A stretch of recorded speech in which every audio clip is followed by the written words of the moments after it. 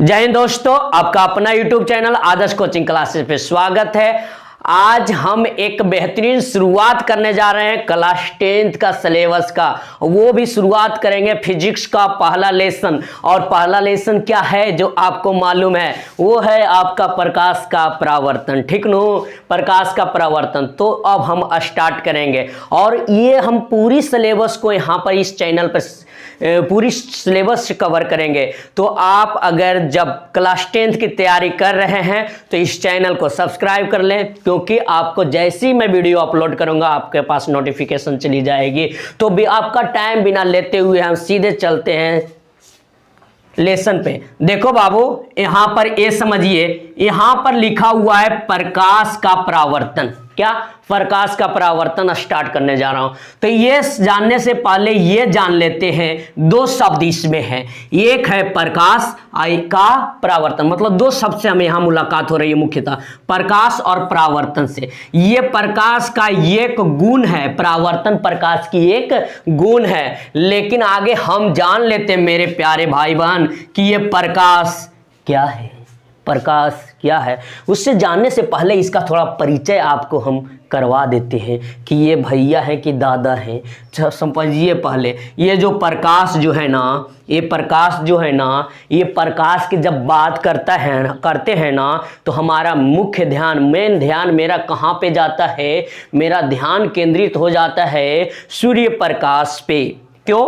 क्योंकि हमारे पृथ्वी पर अब बोले तो पूरे सौरमंडल में अगर जो प्रकाश का स्रोत कोई है तो मेरा सूर्य प्रकाश है जी। तो प्रकाश की बात करेंगे तो मेरा मुख्यतः ध्यान कहाँ पे जाएगा? सूर्य प्रकाश पे जाएगा। अच्छा, ये सूर्य प्रकाश है तभी तो ये प्रकाश है तभी पेड़ पौधे प्रकाश संश्लेषण की क्रिया कर पाते हैं। सूर्य प्रकाश है तभी ये पेड़ पौधे प्रकाश संश्लेषण की क्रिया कर पाते हैं। जब ये प्रकाश संश्लेषण की क्रिया करते हैं तो ये अपना भोजन बना पाते हैं। प्रकाश की मदद से अब भोजन बनाते हैं तो वो भोजन ग्रहण करते हैं और उसी पेड़ पौधे, उसी वनस्पतियों को हम ग्रहण करते हैं। एक तरह से बोले ना बाबू, हम मुख्य रूप से प्रत्यक्ष या अप्रत्यक्ष रूप से, डायरेक्टली और इनडायरेक्टली हम किस पर निर्भर हैं? प्रकाश पर निर्भर हैं। तो पेड़ पौधा चूंकि प्रकाश संश्लेषण से क्रिया खाना बना पाता है,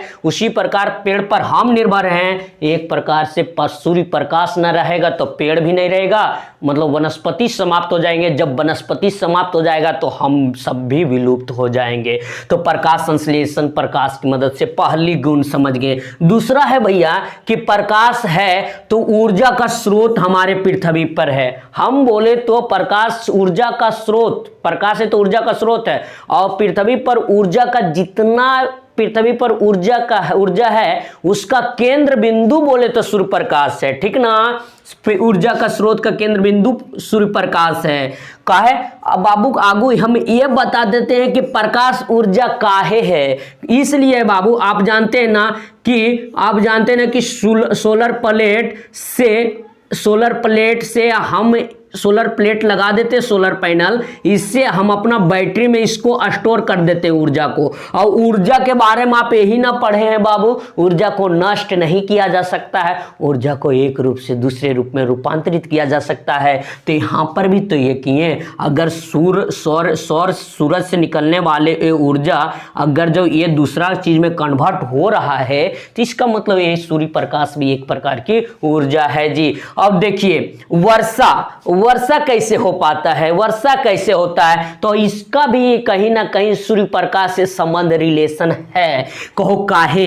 देखो बाबू, ये पृथ्वी है, यहाँ पर जल है, यहाँ पर सूर्य प्रकाश, हमारे रोशनी यहाँ पर आ रही है, प्रकाश को पानी को गर्म कर रही है। गर्म हवा कहाँ जाती है? गर्म हवा हल्की हो जाती है, ऊपर जाती है, ऊपर जाने के बाद पानी के साथ जाती है, पानी भी साथ जाती है और ये फिर बादल बना लेती है, बादल फिर वर्षा होती है। तो इसको ऊपर ले जाने का कारण कौन बन रहा है? सूर्य प्रकाश कहीं ना कहीं बन रहा है। इस प्रकार हम बोल सकते हैं कि ये प्रकाश ही वर्षा भी करवाने का काम कर रहा है जी। और देखिए, प्रकाश है तो हमें विटामिन डी मिल रहा है, प्रकाश है तो हमें क्या मिल रहा है? विटामिन डी मिल रहा है। और ये प्रकाश ही है जिसके कारण किसी वस्तु को हम देख पाते हैं। बोले तो प्रकाश हमें देखने में में भी मदद करता है जी। और हमारे हिंदू धर्म में प्रकाश का तो विशेष महत्व हो जाता है सूर्य प्रकाश का। जी हाँ, ये जो छठ पर्व है ना, ये सूर्य प्रकाश की आराधना की जाती है उसमें।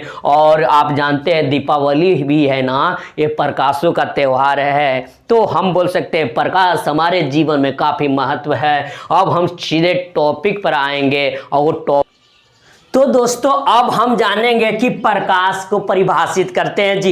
ये प्रकाश को कैसे परिभाषित करेंगे? अभी तो प्रकाश का थोड़ा बहुत विशेषता जान गए थे, प्रकाश हमारे जीवन में क्या क्या रोल अदा करता है जो जान गए थे। अभी हम प्रकाश का परिभाषा कैसे हम एग्जाम में लिखेंगे। तो बाबू प्रकाश, इससे पहले हम पढ़ाएं कि प्रकाश एक प्रकार की क्या है? ऊर्जा है जी। प्रकाश एक प्रकार की ऊर्जा है, लेकिन हमारे किस काम की ये ऊर्जा है? ये हमें किसी वस्तु को क्या करने में मदद करता है? तो हमें किसी वस्तु को देखने में मदद करता है। मतलब कि हम किसी वस्तु को देख पाते हैं तो ये प्रकाश की मदद से देख पाते हैं। क्या आप किसी वस्तु को अंधेरा में देखते हैं जी? ना रे बाबा ना, आप अंधेरा में किसी वस्तु को नहीं देख पाते हैं। मतलब किसी वस्तु को देखने के लिए प्रकाश की जरूरत पड़ती है। तो प्रकाश का परिभाषा करेंगे, बोले तो प्रकाश मतलब लाइट को परिभाषित करेंगे कि ये एक प्रकार की ऊर्जा है जो हमें किसी वस्तु को देखने में मदद करता है। ठीक नू? अब हम स्टार्ट करेंगे। अब मेरे प्यारे दोस्तों, अब हम बताएंगे हम देखते कैसे हैं जी। बड़ा मजेदार, हम देखते कैसे हैं। तो कौन तो कह रहा है कि गुरुजी हमको समझाइएगा, हम देखते हैं कैसे? ये जानने वाली बात है। आंख से देखते हैं ना रे बाबू, तुम गलत हो, आंख से नहीं देखते हैं। आंख हमें देखने में मदद करता है बाबू रे। तो अब हम तो गुरुजी जरा बताइए कि तब कैसे देखते हैं। तो सुनिए, हम देखते हैं ना बाबू, हमें देखने के लिए तीन चीजों की आवश्यकता पड़ता है रे बाबू। पहला है प्रकाश रे, जो अभी हम पढ़ रहे हैं, मतलब हम अभी लिखे थे ना, किसी वस्तु को देखने में प्रकाश मदद करता है। जी हाँ, तो पहला। दूसरा रे बाबू, देखने के लिए हमें आंख चाहिए, आंख जेकरा बोलते हो नेत्र, आई, नयन, लोचन, विलोचन। समझ रहे हो ना? कई नाम है, बोल दो लोचन, बोल दो विलोचन, बोलो ना रे। तो ये आँख के ये सब नाम है, पर्यायवाची सब जानते हो ना। तीसरा जो हम किसी वस्तु को देखने में जो मेरा मुख्य रोल अदा करता है वो दिमाग करता है, जेकरा मस्तिष्क कहते हो ब्रेनवा। Brain mind. ठीक ना बाबू? तो कहते हैं क्या बात करते हैं। तो एक गाना सुना है ना तुरे, फलनमा के बेटा सपनमा में आता है। मतलब सपना में ओकर बेटा आ रहा है। मतलब देखते किससे है? सपना मतलब सपना कहाँ पर? मस्तिष्क में बनता है। मतलब देखते हैं दिमाग से, लेकिन देखने में मदद कौन करता है? प्रकाश मदद करता है, आंख मदद करता है। और देखते किससे? ये दोनों जो है ना, ये जो दोनों देख रहे हो ना रे बंदर, वो है, ये दोनों देखने में मदद करता है, ना कि ये दोनों से देखते हैं। देखते किससे हैं? तो देखते हैं मस्तिष्क से, ब्रेन से देखते हैं। का गुरुजी गलत सलत पढ़ाइएगा हमको। नारे बाबू सही पढ़ा रहे हैं भैया, उतना हमरो समझ है बउआ, मानो ना बतिया। देखो देखते कैसे हैं, जरा इसको हम अच्छा से फिगर के साथ समझा देते हैं बाबू। मान लिया जाए ये कोई वस्तु रखा हुआ है ना, ये कोई वस्तु रखा हुआ है। यहाँ पर से सूर्य के यहाँ पर से टॉर्च मारे, क्या मारा तू? टॉर्च मारा। तो यहाँ प्रकाश गई ना बाबू, यहाँ प्रकाश गई, यहाँ पर परावर्तित हुई, और यहाँ पर परावर्तित हुई मतलब यहाँ से टकराई, यहाँ से लौट गई, और ये प्रकाश आपका आँख पर पहुँचा। कहाँ पर पहुँचा? आँख पर। तो आँख इतनी गो है ना भैया, और आँख से फिर आँख से कहाँ मैसेज भेज देता है? मेरा ब्रेन के पास। अब ब्रेन से हम किसी वस्तु को देख पाते हैं। तो मतलब ये प्रकाश मदद किया, आँख मदद किया, लेकिन देखा कौन बाबू? दिमाग देखा। तो हम देखते कैसे हैं? तो हम मस्तिष्क के मदद से देखते हैं। लेकिन देखने में कौन कौन से मदद करते हैं? तो देखने में प्रकाश मदद करता है, देखने में आँख मदद करता है, लेकिन देखते हैं दिमाग से। यहाँ कंसेप्ट क्लियर हुआ ना आपको जी? तो अब एक कभी मत बोलना रे चेला कि हम देखते हैं आँख से। सही नहीं हो, देखते हैं किससे? दिमाग से है, लेकिन मदद करता है आँख, और ये जो है प्रकाश। अंधेरा में देखते हो ना, आँख मूंद लेते हो तो देखते हो ना, लेकिन कम तो करा है सपने में हम बढ़िया बढ़िया चीज़ देखते हैं गुरुजी। अरे सही बोल रहे हो, सपने में आँख बंद रहता है तो बात हम बोले ना, देखते हैं दिमाग से, सही ना। अब अगला बढ़ते हैं बाबू। अब हम पढ़ेंगे प्रकाश का गुण या विशेषता।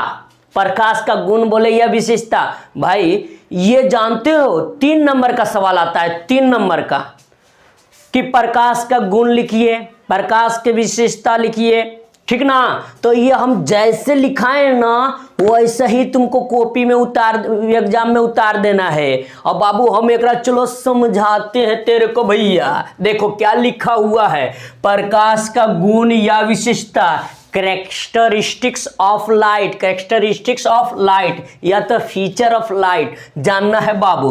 तो पहला जो लिखे है ना, प्रकाश सदैव सरल रेखा में गमन करती है। जी जी जी, पहला पॉइंट याद रखना है कि प्रकाश कैसे चलती है बाबू। तो प्रकाश हमेशा सीधी रेखा में चलती है, सीधी रेखा, सीधी ऐसे भी सीधी, अच्छा सीधी क्या कहते हैं, एक पॉइंट से चला एकदम एक ही दिशा में चलना ही सीधी रेखा कहलाता है। ऐसे चले, ऐसे चले, ऐसे चले, ये सारे सीधी रेखा है, ठीक ना। तो प्रकाश हमेशा कैसे चलती है, सीधी रेखा में चलती है जी। प्रकाश हमेशा सीधी रेखा में गमन करती है, ठीक ना। तो पहला पॉइंट क्या रखना, प्रकाश सदैव सरल रेखा में गमन करती है। सीधी रेखा मतलब समझिए कहीं कोनो डायरेक्शन में दे दो, एक निश्चित दिशा में चल रहा है कोई वस्तु तो सीधी रेखा में गमन कर रहा है।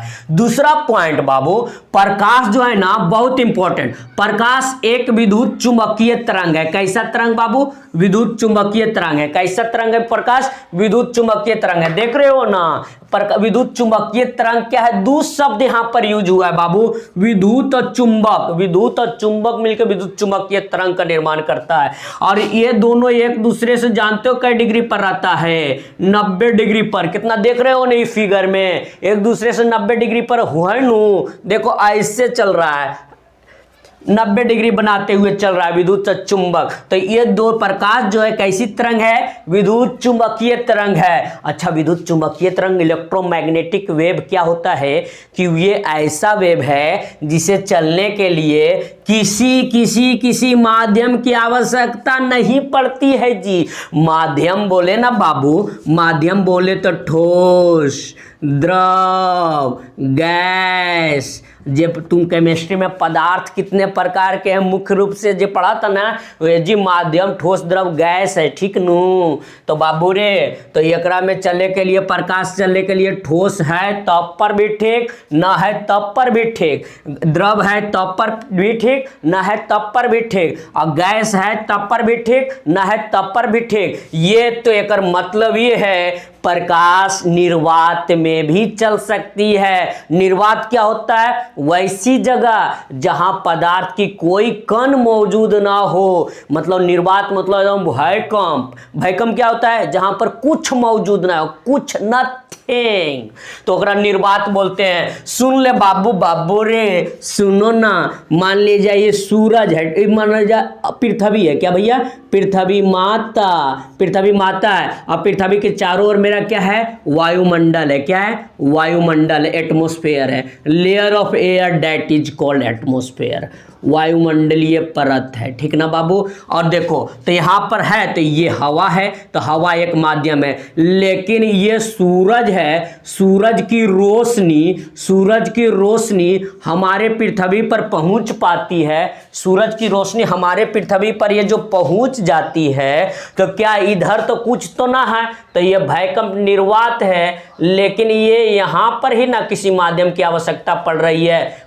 आवश्यकता ना भी रहती तब पर भी पहुंच जाती सूरज की रोशनी, ठीक नु। तो बाबू यहां पर तो निर्वात है, तब पर भी सूरज की रोशनी हमारे पृथ्वी पर पहुंच पा रहा है। और निर्वात में भी या किसी माध्यम भी रहेगा, सब जगह सूरज की प्रकाश पहुंच जाएगी ना। तो बाबू की प्रकाश को संचरण करने के लिए, मतलब गमन करने के लिए, मतलब एक जगह से दूसरा जगह चलने के लिए किसी माध्यम की आवश्यकता नहीं पड़ती है। समझा ना बाबू। और दूसरा बात, अब तीसरा पॉइंट आपको समझाना है रे, तीसरा पॉइंट आपको समझाना है नुनू, कि बताना कि प्रकाश जो है ना अपारदर्शी वस्तु। अच्छा, ये अपारदर्शी वस्तु क्या होता है? जैसा वस्तु जिससे प्रकाश आर पार न जा सके। अपारदर्शी वस्तु को तीक्ष्ण छाया बनाती है। ये देख रहे हो ना, इधर देखो छाया है, छाया बन रहा है ना। हमारा यहाँ पर लाइट मारोगे तो इधर जनाएगा ना ना बाबू। हमारा शरीर पर एजस देखोगे तो ये पीछे जनाएगा नहीं ना। तो हम अपारदर्शी हैं, अपारदर्शी वस्तु है। इधर से टॉर्च मारोगे तो इधर छाया बनेगा ना। अपारदर्शी वस्तु का प्रकाश क्या बनाता है? तीक्ष्ण छाया। देखो एक रोज छाया बन रहा है, छाया थोड़ा बहुत दिखाई दे रहा होगा, तो ये अपारदर्शी वस्तु है। इसका तीक्ष्ण छाया मतलब एकदम अच्छा से दिखने वाला छाया, लाइटिक छाया बनती है बाबू। तो अब अगला समझना कि प्रकाश के गुण में अगला डी पॉइंट आपको समझाता कि प्रकाश की चाल निर्वात में सबसे अधिक होती है। निर्वात अभी बताएं ना बाबू, वैसे जगह जहां पदार्थ की कोई कण मौजूद ना हो उसे निर्वात करते हैं। और प्रकाश की चाल निर्वात में सबसे अधिक होती है। और निर्वात में प्रकाश की चाल को सी अक्षर से निरूपित करते हैं। कौन? सी अक्षर से। सी, लाइट इन वैक्यूम को सी अक्षर से निरूपित करते हैं। और ये एग्जाम में ये ऑब्जेक्टिव बनता है बाबू कि प्रकाश की चाल निर्वात में सबसे अधिक होती है। वो कितना होती है? तो बोलना 3 × 10⁸ मीटर प्रति सेकेंड। लेकिन अगर जो 1 किलोमीटर में पूछेगा ना बाबू तो 3 × 10⁵ किलोमीटर प्रति सेकेंड। अच्छा बउआ जरा बताओ, एक लाख में कई किलोमीटर? हम क्या पूछे, सॉरी, हम पूछ रहे हैं कि 1 लाख पर कई शून्य? 5 शून्य। मतलब कि 3 लाख किलोमीटर प्रकाश 1 सेकेंड में चल जाता है। 3 लाख किलोमीटर। बाबू समझो कितना स्पीड है प्रकाश की। तो अभी तो हम बोलते हैं दुनिया में सबसे तेज कोई चलता है तो वो प्रकाश है। इसलिए प्रकाश अब आपको समझ में आ रहा है ना बाबू कि ये लेसन पढ़ना कितना इम्पोर्टेंट है, कितना इम्पोर्टेंट है। क्योंकि दुनिया के वैसे चीज़ आप पढ़ रहे हैं जो इस दुनिया में सबसे तेज चलती है। और वो कितना चलती है अगर किलोमीटर में बताओगे ना तो 3 × 10⁵ किलोमीटर प्रति सेकेंड। लेकिन एग्जाम में ज़्यादा 3 × 10⁸ मीटर में पूछता है। तो ऐसे बता देना मेरे भाई, ठीक ना। तो अब अगला पॉइंट पे पढ़ते हैं, अगला पॉइंट पे बढ़ते हैं। प्रकाश के गुण में अगला पॉइंट जानते हैं बाबू। अगला पॉइंट है ना बाबू कि प्रकाश क्या है? तो प्रकाश एक प्रकार की ऊर्जा है, ऊर्जा है। और वह ऊर्जा जो होती है उसे नष्ट नहीं की जा सकती है। ऊर्जा को एक रूप से दूसरे रूप में बदली जा सकती है, तभी ना प्रकाश संश्लेषण की क्रिया होती है। तो वो प्रकाश ऊर्जा को ये पेड़ पौधा अपना भोजन निर्माण में, अपना भोजन में रूपांतरित कर देती है, भोजन ऊर्जा बना लेती है और ग्लूकोज का निर्माण कर लेती है। ठीक उसी प्रकार हमें सोलर पैनल, सूर्य प्लेट जो रहता है उसको हम बैटरी में ऊर्जा के रूप में, विद्युत ऊर्जा में तब्दील कर देते हैं। तो इसका मतलब ये हुआ ना बाबू कि प्रकाश एक प्रकार की ऊर्जा है, ठीक ना। तो यहाँ से आज मेरा पार्ट 1 वीडियो समाप्त होता है। पार्ट 2 वीडियो जल्दी आएगा। आप चैनल पर बने रहें और सब्सक्राइब कर दें ताकि आपको नोटिफिकेशन जाता रहे। जय हिंद।